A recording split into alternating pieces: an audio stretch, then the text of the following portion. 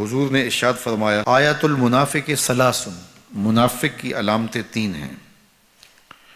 جس شخص کے اندر یہ علامات ہوں تو وہ اس نیت سے سنیں کہ آج ابھی اسی وقت میں یہ مصمم عزم کرتا ہوں کہ اپنے سے کھرچ دوں گا ان چیزوں کو، اور اپنے من کو، اپنے اندر کو، اپنے باطن کو ان غلاظتوں سے پاک کروں گا۔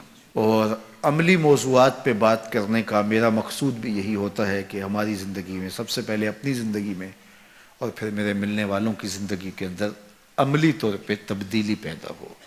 تو اس نیت کے ساتھ جب آپ سنیں گے تو اللہ برکت کرے گا۔ تو سنیے رسول رحمت نے ارشاد فرمایا صلی اللہ علیہ وآلہ وسلم نے کہ منافق کی نشانیاں تین ہیں۔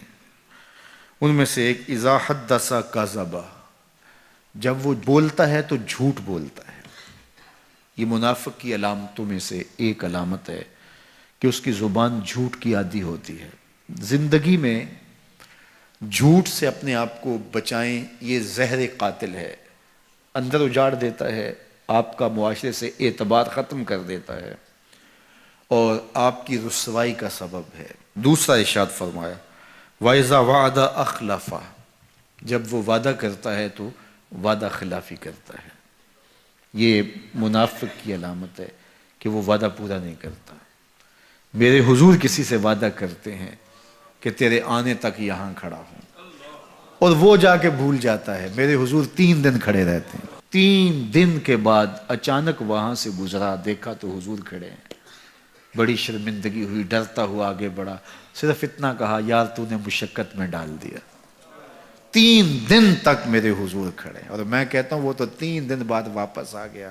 وہ نہ آتا 3 سال بھی کھڑا رہنا ہوتا، میرے حضور کھڑے رہتے کہ میں نے اس سے وعدہ کیا ہوا ہے۔ اور میں اور آپ دیکھیں کہ ہم کہاں کھڑے ہیں۔ ہم کسی سے وعدہ کریں، ہم خود وعدہ کرتے ہیں تمہیں 6 ماہ کے بعد پیسے دیں گے، وہ بیچارہ 6 ماہ کے بعد بھی جو ہے وہ 1 ماہ اور اوپر گزار لیتا ہے کہ چلو کوئی بات نہیں ہے، اور ہم اس کی موت کی دعا کر رہے تھے یا اللہ فوت ہی ہو جائے تو اچھی بات ہے۔ تو پھر ہم کہیں کہ اللہ کی رحمتیں ہمیں نصیب ہوں، یار وعدہ کیا ہے اپنا تن بھی بیچ کے دینا پڑے تو دیں گے۔ جو وعدہ کیا ہے جہاں کھڑے ہوئے ہیں وہاں کھڑے رہیں گے، چاہے اس کی کتنی بھی اذیت ہمیں کیوں نہ سہنی پڑے۔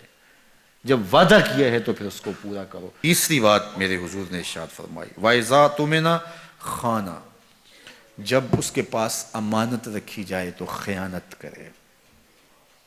اس کے پاس پیسے رکھے جائیں، دولت رکھی جائے، کوئی زمین اس کے نام کوئی کر دے کسی وجہ سے، کوئی اور اس کے پاس امانت رکھ دے تو وہ اس میں خیانت نہ کرے، بلکہ آپ کے پاس کوئی بات امانت رکھی جائے تو اس کو بھی جو ہے وہ لوگوں تک نشر نہ کرے۔ تمہارے کان میں اگر کوئی بات کرے تو وہ امانت ہے، جب وہ بات کر رہا ہو تو دائیں بائیں دیکھ رہا ہو، تو پھر اس کا مطلب یہ ہے کہ وہ یہ چاہ رہا ہے کہ یہ بات کوئی اور نہ سنے، تو پھر صاحب امانت کو چاہیے کہ کوئی اور نہ سنے۔ یہ امانت ہے اور اس امانت کو پورا کیا جائے۔ اور چوتھی علامت یہ ارشاد فرمائی منافق جب کسی سے لڑ پڑتا ہے تو گالیاں دیتا ہے۔ ہمارے دین نے ہمیں گالی دینے سے روکا ہے۔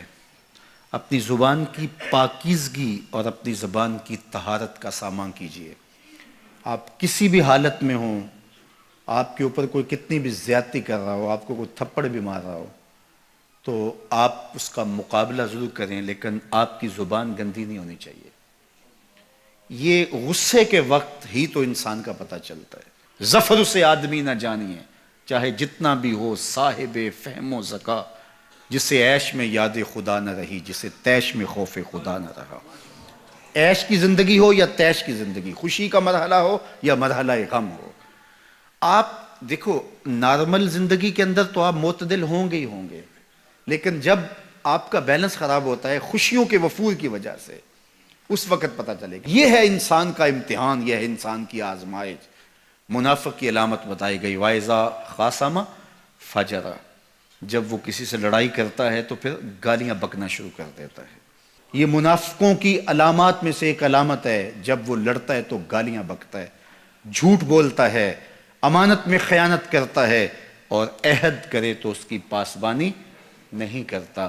اللہ ہمیں عہد کی پاسبانی کی توفیق دے۔